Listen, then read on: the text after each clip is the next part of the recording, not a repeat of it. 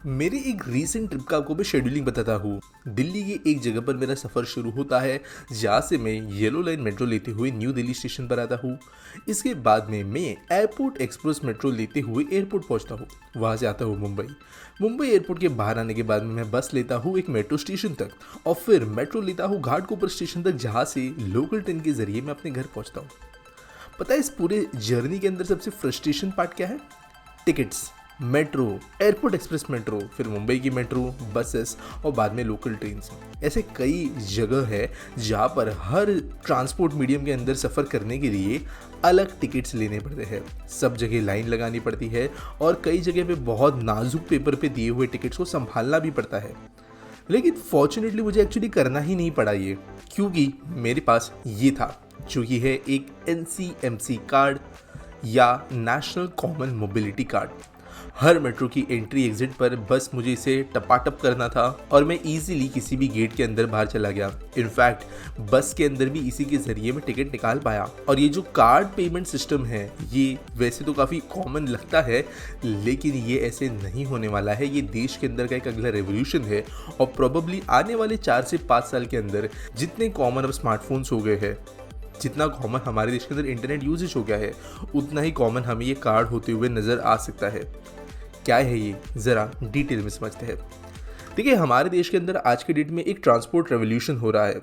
कई छोटे बड़े शहरों के अंदर मेट्रोज बन रही है। फेम स्कीम के अंतर्गत जो बसेस के ऑर्डर्स दिए जा रहे हैं देश के अंदर, उनकी संख्या हज़ारों में है हर शहर के हिसाब से।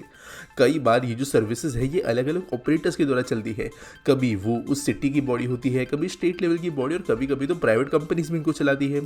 इसलिए अगर चीज़ों को एफिशिएंटली और ईजी टू यूज़ बनाना है तो एक कॉमन टिकटिंग सॉल्यूशन की ज़रूरत थी। क्योंकि कई बार जो एक बहुत ज़्यादा बड़ा रिस्ट्रिक्शन बनता है लोगों की पब्लिक ट्रांसपोर्टेशन यूज़ करने के पीछे, वो है उसका ईज़ ऑफ यूज़ कम होना। और टिकटिंग ईज़ ऑफ यूज़ के अंदर एक बहुत बड़ा फैक्टर निभाता है, क्योंकि उसके लिए समय भी लगता है और कई बार ये प्रोसेस फ्रस्ट्रेटिंग भी हो सकता है। ये बात गवर्नमेंट जो है बहुत पहले से जानती थी। इनफैक्ट साल 2006 में इसके बारे में कंसेप्चुलाइज किया गया था और इसके लिए प्लानिंग भी शुरू हुई थी, लेकिन कई चीज़ों की तरह वहाँ पर काम हो ही नहीं पाया।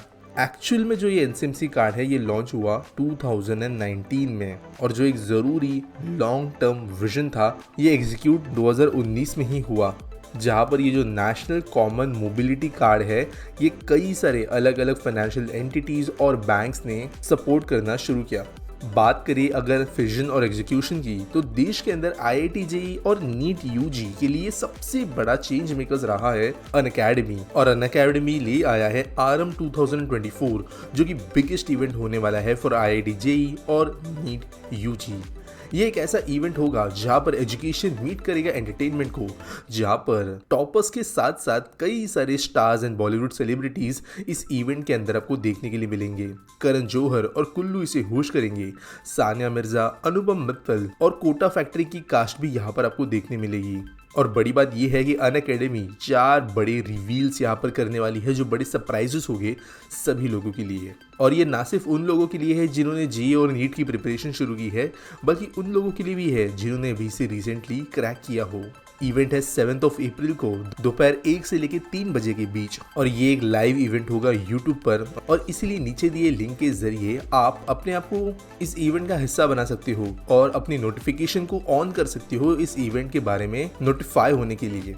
लाखों लोग ऑनलाइन इस इवेंट को ज्वाइन करेंगे और अनअकैडमी कुछ बहुत ज़्यादा मेजर अनाउंसमेंट्स करने वाले हैं, तो ज़रूर इस इवेंट को अटेंड करना 7 अप्रैल दोपहर 1 PM to 3 PM के बीच।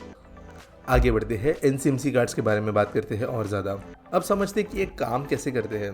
दोस्तों, बेसिकली जो NCMC कार्ड्स है एक ऐसे लूप सिस्टम पर चलते हैं जहाँ पर जो जर्नी है वो एग्जिट के दौरान टोटल कैलकुलेशंस लेकर बाहर आती है कई केसेस के अंदर। फॉर एग्जांपल, अगर मैं मेट्रो के अंदर जाता हूँ तो ये कार्ड जब मैं टैप करता हूँ तब मेरा यूजेज शुरू हो जाता है, लेकिन तब मेरा पैसा डिडक्ट नहीं होता।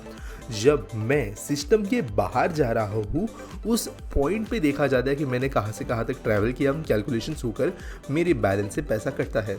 करेंटली ज़्यादातर NCMC कार्ड जो है वो प्रीपेड है, यानी उसके अंदर मुझे रिचार्ज करना पड़ता है, फिर चाहे मैं किसी भी मेट्रो के अंदर उनका इस्तेमाल करूँ या किसी भी सिस्टम के अंदर जहाँ पर इनका इस्तेमाल होता हो। करेंटली अगर हम देखें तो देश के ऑलमोस्ट हर एक मेट्रो के अंदर NCMC कार्ड सपोर्टेड है, और ये मैंने पर्सनली चेक भी किया है। दिल्ली की कोई भी मेट्रो लाइन हो, RRTS हो, Delhi airport express metro, Mumbai metro, हर जगह पे सिंगल कार्ड के साथ में मैं ट्रैवल कर पाया हूँ। और यही नहीं, कुछ जगहों पर बसेस के अंदर भी इस्तेमाल हो रहा है। जैसे मुंबई के बेस्ट बसेस के अंदर आपको इनका अपना NCMC कार्ड भी नजर आएगा, और आप कोई दूसरा NCMC कार्ड भी ले आते हो तो भी वो यहाँ पर चलता है। लेकिन यहाँ पर rather than an loop system, जहाँ पर एंड ऑफ जर्नी में पैसे कटेंगे, आपको जो है कभी कभी डायरेक्टली टिकट भी इनसे मिल जाता है। लेकिन जो इन आउट वाला सिस्टम है, जो आपको कई बार फॉरेन कंट्रीज में देखने मिलता होगा कि स्टार्टिंग में आप टिकट के मशीन पर टैप करते हो, फिर जाते हो, फिर से टैप करते हो और आपका पैसा डिडक्ट हो जाता है, वो सिस्टम्स भी इंस्टॉल किए जा रहे हैं। और जो सबसे बड़ी बात होने वाली है इन कार्ड्स के इंटीग्रेशन के लिए, वो है बाय डिफ़ॉल्ट इनको देना। मतलब क्या, गवर्नमेंट ने बीच में सर्कुलर दिया था जिसके हिसाब से जो न्यू रुपे बैंक कार्ड्स है उनके अंदर by default NCMC feature enabled होंगे। अब NFC तो कार्ड्स के अंदर होता ही है, और डेबिट कार्ड जो है बैंक वाले तो देते ही है। NCMC इसलिए एनेबल करना बहुत बड़ी बात नहीं थी, काइंड ऑफ ये सिर्फ सॉफ्टवेयर का इशू था, और इसलिए कोई भी डेबिट कार्ड जो इस्तेमाल आज के डेट में होता है बैंक में से मिलने के बाद, वो NCMC एनेबल्ड है। और इनफैक्ट जो NCMC कार्ड्स मिलते भी है आज के डेट में, चाहे वो किसी भी कंपनी का हो, वो जनरली आप सिर्फ और सिर्फ ट्रांसपोर्टेशन के लिए नहीं बल्कि कई दूसरी चीज़ों के लिए भी इस्तेमाल कर सकते हो। और इसलिए ट्रूली ये सिर्फ मोबिलिटी कार्ड नहीं बल्कि एक प्रॉपर फाइनेंशियल टूल के तौर पे भी कई लोगों को काम में आ सकता है। अब इसका फ्यूचर क्या है? देखो, अभी भी एक इशू इसके अंदर ये है कि कई मॉडर्न सिस्टम्स इसका इस्तेमाल कर रहे हैं। मेट्रो तो है ही है, क्योंकि वहाँ पर एक एकदम परफेक्ट सिनेरियो बनता है एंट्री एग्जिट पॉइंट्स का, जो सारे मेट्रोज में इंप्लीमेंट किया गया है। लेकिन कई जगहों के अंदर ये इंप्लीमेंट करना थोड़ा मुश्किल है। फॉर एग्जाम्पल, मुंबई के बसेस ने तो कर दिया, लेकिन देश के कई दूसरे शहरों में जहाँ पे बसेस चलती तो है बड़ी संख्या में, वहाँ पर अब तक ये एनेबल नहीं हुए हैं, लेकिन वहाँ पर भी ये जल्द हो जाएंगे। अब दोस्तों, देश जो है अर्बनाइज हो रहा है, लोग गाँवों में से शहरों की तरफ बढ़ रहे हैं, और ये चीज़ अगले 25-30 साल के लिए बहुत ज़्यादा तेज़ी से होने वाली है। इसके कारण जो पब्लिक ट्रांसपोर्टेशन बढ़ भी रहा है शहरों के अंदर, उसका यूजेज बढ़ेगा। आज करोड़ों लोग इस्तेमाल करते हैं, कल और करोड़ों इस्तेमाल करेंगे। इसकी वजह से ये पेमेंट कार्ड जो है वो बहुत कॉमन बनेगा। इनफैक्ट अगर आज जाकर आप बैठते हो किसी मेट्रो स्टेशन के गेट के ऊपर, जहाँ पे से लोग एंट्री लेते हैं अंदर, तो आपको ईजिली बहुत बड़ी संख्या में लोग जो है कार्ड इस्तेमाल करते हुए नजर आएंगे, और 1-2 टाइम ट्रेवलर जो है वही टिकट इस्तेमाल करते हैं। और ये संख्या बहुत ही ज़्यादा बड़े लेवल पर बढ़ेगी, और ये कई ज़्यादा फायदे भी ले आएगी। फ्रिक्शन कम होता है इस्तेमाल करते वक्त, टिकटिंग काउंटर्स पे भीड़ कम होती है, लोगों को जो है समय कम लगता है ट्रैवल करने के लिए, और ज़्यादा अपीलिंग बनता है पब्लिक ट्रांसपोर्टेशन। और इसीलिए ये एक नेक्स्ट बड़ा रेवोल्यूशन होगा देश के अंदर। आपको इसके बारे में क्या लगता है मुझे कमेंट्स में ज़रूर बताना। और मैं आपको याद दिलाता हूँ कि कल 7 अप्रैल 1 PM to 3 PM अनअकैडमी का आरंभ 2024 होस्ट किया जाने वाला है यूट्यूब पर, और उसी के लिए नीचे दिए गए लिंक पर से आप नोटिफिकेशन को ऑन करना ना भूलें, ताकि इस इवेंट को आप मिस बिल्कुल भी ना करो। मिलेंगे अगले वीडियो में।